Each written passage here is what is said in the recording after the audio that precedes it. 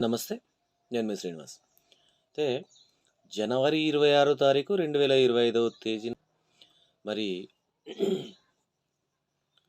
రైతు భరోసా గాని, మరి అదేవిధంగా ఒక 4 స్కీమ్‌లను అమలు చేస్తానన్నారు. మరి ఆ రోజు విడుదల చేస్తానన్నారు.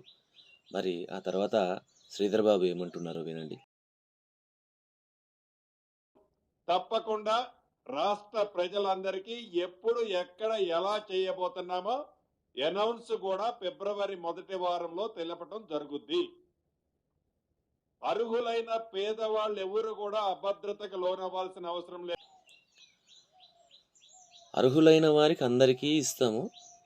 కానీ మళ్ళీ ఫిబ్రవరి పొడిగించిండు టైంను. అదే 26 తారీఖు వరకు సంవత్సరం పాటు మీరు చెప్పిన మాటలన్నీ వృధాగానే పోయినాయి.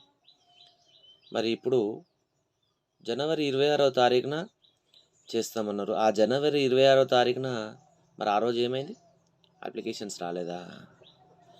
ఇంతకుముందు నాకు ఒకటి గుర్తు, ఇది ప్రజాపాలన అని చెప్పేసి ప్రతి ఊర్లో పెట్టిండ్రు. అప్పుడు పెట్టుకున్నారు కదా, అవి కాదా అప్లికేషన్స్?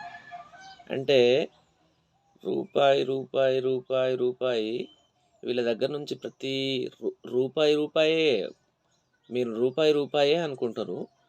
4 కోట్ల మంది జనాభా ఉన్నారో తెలంగాణలో, మనిషికి రూపాయి వేసుకుంటే రోజుకి ఎంత అవుతుంది? 4 కోట్లు. అంటే ఇదంతా ఏం చేస్తున్నారు మీరు?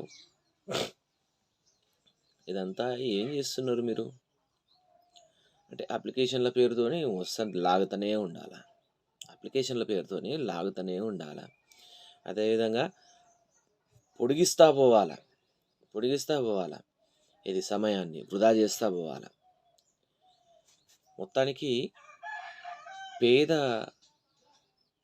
మధ్యతరగతి వాళ్ళందరూ కూడా మీరు ఇస్తానన్న హామీలు ఎప్పుడు నెరవేరుస్తా అని ఇట్లా పట్టుకు చూస్తూ ఉండాలన్నట్టు. మీరు ఇస్తే మేము తింటాము అన్నట్టు. అదేనా మీ ఆలోచన? అంటే రేపటి ఎలక్షను, అంటే సర్పంచ్ ఎలక్షన్స్ కానీ, ఎంపీటీసీ ఎలక్షన్స్ కానీ గెలవాలని అంటే ఇస్తాం అని చెప్పేసి మభ్యపెట్టి మెల్లిగా వాళ్ళను ఆడుకోవాలన్నట్టు జనానికి కూడా అర్థం అవ్వనట్టు ఉంటున్నారు. వాళ్ళు తెలిసి తెలియనట్టు ఉంటున్నారు. ఎందుకనంటే వాళ్ళు మీరేదో సాధించి పెడతారు వాళ్ళకి, వాళ్ళు మీ ద్వారా ఏదో బతుకుతారు, బాగుపడతారు అనుకున్నారు జనాలు. కానీ ఇక్కడ చూస్తే వాళ్ళకి అర్థమైపోయింది మీరు ఏది చేయరు అని చెప్పేసి. రైతు భరోసా కథం. ఆఖరికి రైతు చనిపోతే వచ్చే బీమా కూడా కథం. కేసీఆర్ 10 ఏళ్ల పాలనలో 2014 నుండి 2 పీరియడ్లు చేసినారు. అడగకుండానే చాలా స్కీమ్లు ఇచ్చినారు.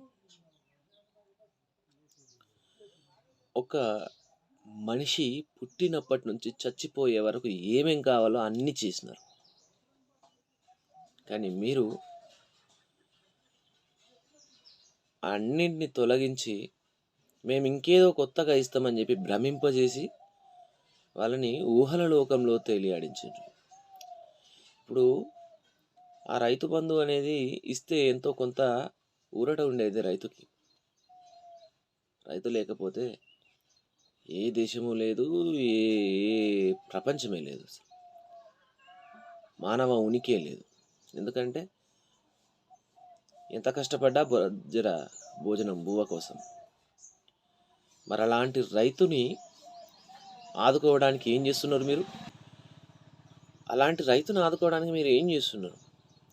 రైతు బంధును రైతు భరోసాగా మార్చి ఇంకొక 2500 ఎక్స్ట్రా ఇస్తామని చెప్పి, ఆ రైతు బంధు లేదు, ఈ రైతు భరోసా లేదు, మీరు మమ్మల్ని మోసం చేస్తున్నారు అని చెప్పేసి ఏమో రైతులు వాపోతుంటే, ఇప్పటికి 2 విడతలు మొండి చేయి చూపెట్టినారు. మీరు ఏదో ఇస్తే విత్తనాలో ఎరువులో ఏమన్నా వేసుకుందాం అనుకున్నారు. వాళ్ళకి ఏదో ఇది కాకుండా పోయింది. మరి ఇంకా కాలం పొడిగిస్తూనే ఉన్నారు. మరి మీ మాటలకి మీ చేతలకి పొంతన ఎక్కడా కలుస్తలేదు. మరి మిమ్మల్ని ఏ విధంగా ఆలోచించుకోవాలని చెప్పేసి జనాలు ఆలోచిస్తున్న పరిస్థితి. మరి ఇప్పటికైనా కళ్ళు తెరిచి ప్రజల కోసం మీరేమైతే చేస్తామన్నారో అవన్నీ చేయాలని ప్రజలంతా కోరుతా ఉన్నారు.